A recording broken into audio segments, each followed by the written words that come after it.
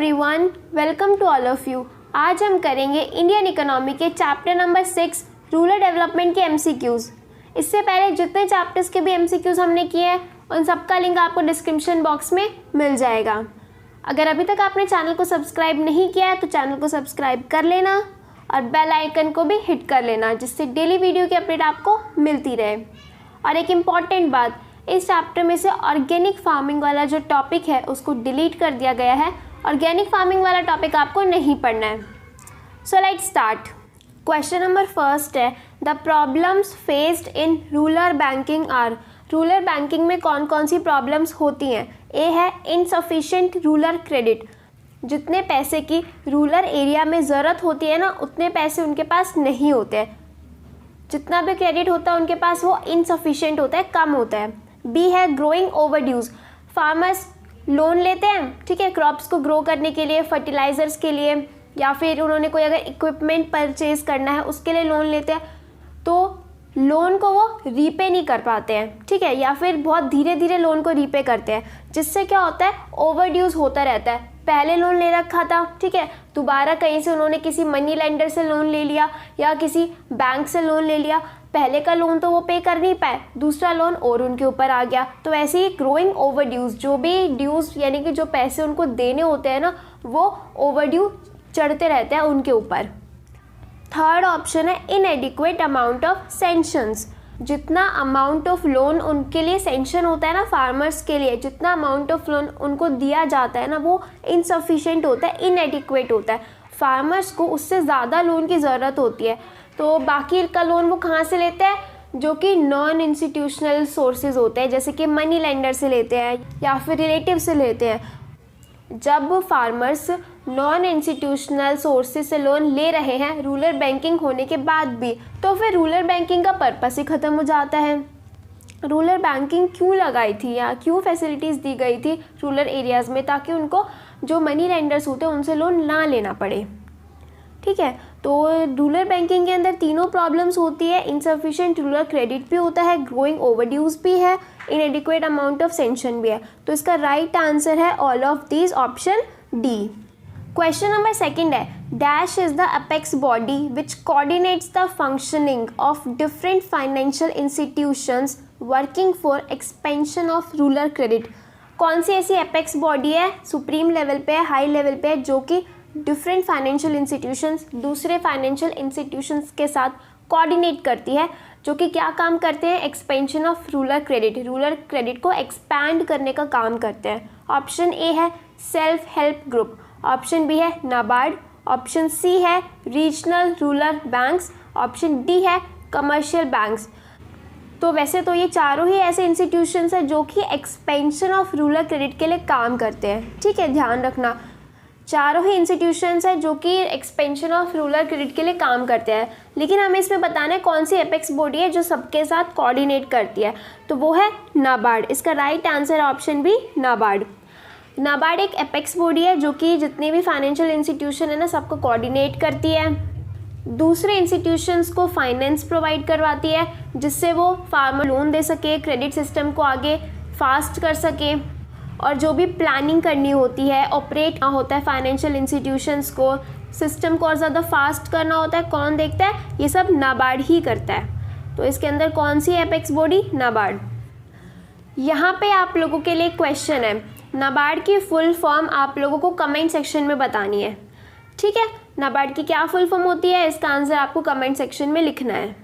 Next question है question number third, which one of the following is not an non institutional source of credit. इसमें से ऐसा कौन सा सोर्स है जो नॉन इंस्टीट्यूशनल सोर्सेज के अंदर नहीं आता है?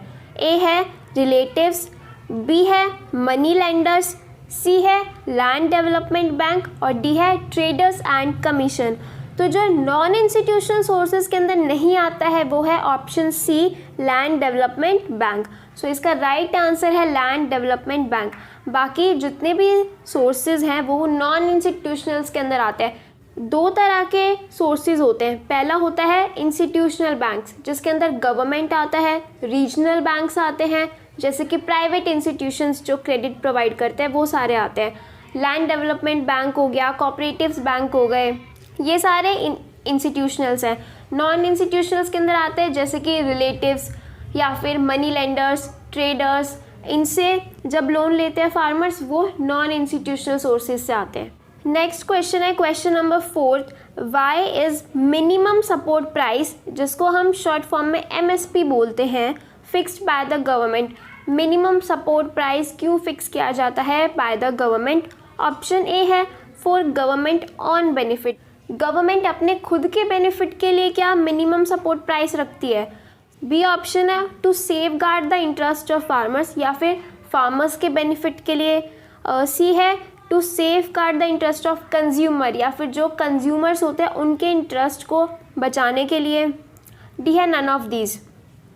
तो इसका राइट आंसर है, तो जो गवर्नमेंट है वो MSP इसलिए फिक्स करती है ताकि वो फार्मर के इंटरेस्ट को सेफगार्ड रख सके, उनके इंटरेस्ट को बचा सके। तो इसका right answer option B.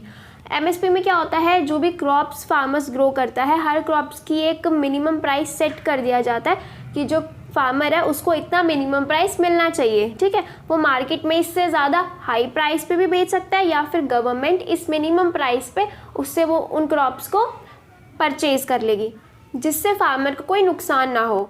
MSP कितना सेट होता है जिससे फार्मर्स को मिनिमम प्रॉफिट तो मिल सके।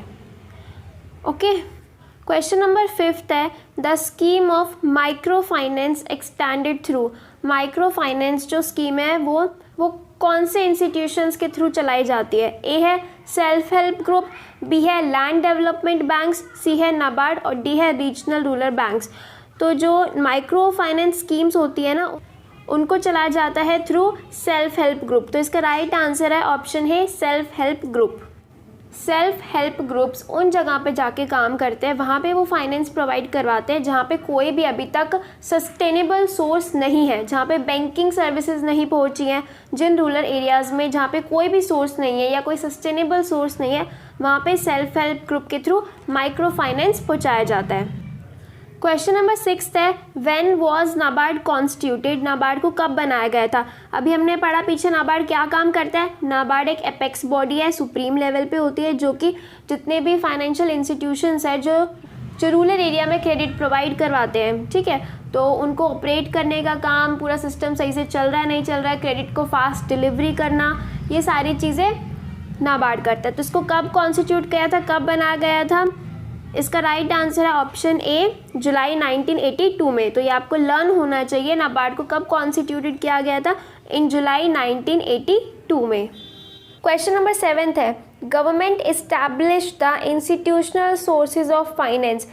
गवर्नमेंट ने फाइनेंस के लिए इंस्टीट्यूशनल सोर्सेज को इस्टेब्लिश किया था, वो क्यों किया था? ऑप्शन ए है to provide adequate credit to farmers at cheaper interest rate, यानी कि फार्मर्स को जितना क्रेडिट उनको चाहिए उतना मिल जाए और वो भी चीपर इंटरेस्ट रेट पे, कम इंटरेस्ट रेट पे मिल जाए। बी है to assist small farmers in raising agriculture productivity and maximising their income.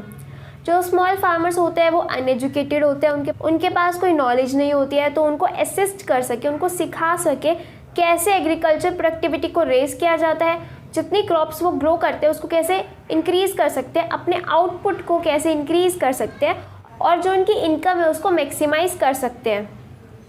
Yes, B option था। ऑप्शन सी है both A and B and option D है neither A nor B. So इसका right answer है option C both A and B. Government ने institutional sources इसीलिए establish करे थे, एक तो जिससे फार्मर्स को क्रेडिट मिल सके चीपर इंटरेस्ट रेट पे, और दूसरा स्मॉल फार्मर्स को जिससे वो असिस्ट कर सके एग्रीकल्चर प्रोडक्टिविटी को रेज करने के लिए। आई होप ये सारे क्वेश्चंस आपको समझ आ रहे हो। अगर आपको किसी भी क्वेश्चन में कोई भी डाउट है तो आप कमेंट सेक्शन में बता सकते हो। I will answer all your questions. Question number 8 है ट्रू फॉल्स है, हमें बताना है कि ट्रू है या फॉल्स है। The loan taken by the farmer for purchase of cattle and agriculture equipment is not called medium term loan. जो loan farmer purchase of cattle को परचेज करने के लिए लेता है या फिर एग्रीकल्चर इक्विपमेंट को परचेज करने के लिए लेता है, उस लोन को मीडियम टर्म लोन नहीं कहते हैं। ऐसा स्टेटमेंट में बोला गया है, ये स्टेटमेंट गलत है। जो loan farmer purchase of cattle और एग्रीकल्चर इक्विपमेंट्स के लिए लेता है ना, उसको मीडियम टर्म लोन ही कहते हैं। ठीक है, तो ये स्टेटमेंट फॉल्स है। मीडियम टर्म लोन वो लोन होता है जो कि 1 साल से लेकर 5 साल तक के लिए लिया जाता है। ठीक है, और जो लोन 1 साल से कम के लिए लिया जाता है उसे कहते हैं शॉर्ट टर्म लोन, और जो लोन 5 ईयर्स से लेकर 20 ईयर्स तक लिया जाता है उसको कहते हैं लॉन्ग टर्म लोन। जो लोन परचेज ऑफ लैंड के लिए लिया जाता है वो लॉन्ग टर्म के लिए लिया जाता है। ठीक है, या फिर लैंड को इम्प्रूव करने के लिए लिया जाता है, उसको बोलते हैं लॉन्ग टर्म लोन।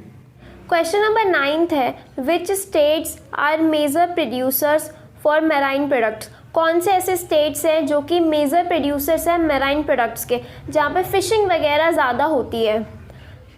फर्स्ट है केरला, गुजरात, महाराष्ट्र, तमिलनाडु। ये ऐसे 4 स्टेट्स हैं जहाँ पे मैराइन प्रोडक्ट सबसे ज़्यादा प्रोड्यूस होते हैं हमारी कंट्री के अंदर। नेक्स्ट क्वेश्चन है question number 10, horticulture, dairy, poultry and fisheries sectors yield high, quick and regular income to the farmers. Horticulture में क्या होता है, फ्रूट्स वेजिटेबल्स को ग्रो किया जाता है। डेयरी के अंदर उन एनिमल्स को रखा जाता है जो कि मिल्क देते हैं और फिर उनसे मिल्क प्रोडक्ट्स बनाए जाते हैं। पोल्ट्री के अंदर हेंस को रखा जाता है। फिशरीज़ के अंदर फिशिंग्स होती है। तो ये सारे सेक्टर्स हाई, क्विक और रेगुलर इनकम प्रोवाइड करते हैं फार्मर्स को, ऐसा इस स्टेटमेंट में कहा गया है। और हमें ये बताना है कि ये स्टेटमेंट ट्रू है या फॉल्स है। ये स्टेटमेंट एब्सोल्युटली करेक्ट है, ट्रू है। ये सारे जो सेक्टर्स हैं ना, ये नॉन फार्म एक्टिविटीज़ के अंदर आते हैं। ठीक है, और इन सारे सेक्टर्स में रिस्क कम होता है क्योंकि प्राइस फ्लक्चुएशन कम होता है, और ये सारे सेक्टर मॉनसून पे भी डिपेंड नहीं होते। और जबकि जो हमारा एग्रीकल्चर सेक्टर है वो मॉनसून पे डिपेंड करता है। ठीक है, और उसमें रेगुलर इनकम भी नहीं आती है।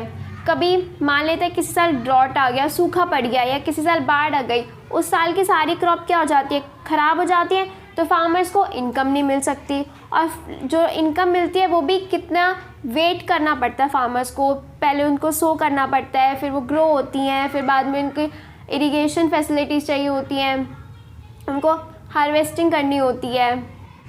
ठीक है, फिर कहीं बाद में जाके उनको सेल करके उसको फिर इनकम मिलती है।